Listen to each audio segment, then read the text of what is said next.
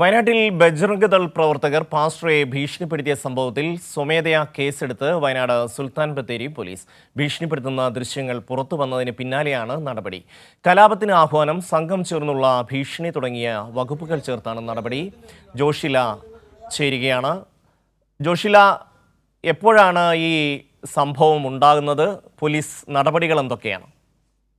ഷമ്മി, കഴിഞ്ഞ ദിവസമാണ് ഏപ്രിലിൽ നടന്ന ഈ സംഭവത്തിന്റെ ദൃശ്യങ്ങൾ പുറത്തു വന്നത്. വയനാട്ടിൽ ബജ്രംഗ് ദൾ കൊലവിളിക്കുന്ന രംഗങ്ങളായിരുന്നു പുറത്തു വന്നത്. ഹിന്ദു വീടുകളിൽ കയറിയാൽ കാൽ വെട്ടുമെന്നായിരുന്നു പാസ്റ്ററുടെ നേരെ ഭീഷണി മുഴക്കിയത്. പാസ്റ്ററുടെ വാഹനം തടഞ്ഞ് ബത്തേരി ടൗണിൽ വെച്ച് ബജ്രംഗ് ദൾ പ്രവർത്തകർ കയ്യേറ്റം ചെയ്യുന്ന ദൃശ്യങ്ങളും പുറത്തു വന്നിരുന്നു. വെക്കേഷൻ ക്ലാസ്സിലേക്ക് കുട്ടികളെ ക്ഷണിക്കാനാണ് ചെറുകാട് ആദിവാസി ഉന്നതിയിലേക്ക് പാസ്റ്റർ പോയത്.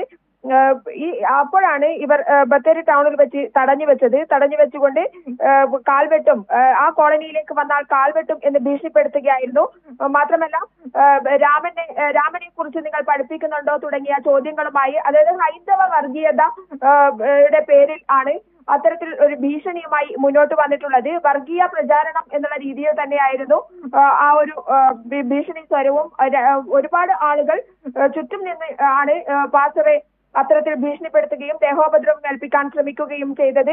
പെന്തക്കോസ്ത് സഭയുടെ ഭാഗമായ പ്രൈസ് ആൻഡ് വേർഷിപ്പ് ചർച്ചിലെ അനീഷ് എന്ന പാസ്റ്ററെയാണ് ഇത്തരത്തിൽ ഭീഷണിപ്പെടുത്തുകയും ഉപദ്രവിക്കാൻ ശ്രമിക്കുകയും ചെയ്തത്. ഈ സംഭവത്തിൽ ബത്തേരി പോലീസ് സ്വമേധയാ കേസെടുത്തിരിക്കുകയാണ്. പാസ്റ്ററെ ഭീഷണിപ്പെടുത്തുന്ന ദൃശ്യങ്ങൾ പുറത്തു വന്നു എന്നതിന് പിന്നാലെയാണ് ഇപ്പോൾ നടപടി വന്നിരിക്കുന്നത്.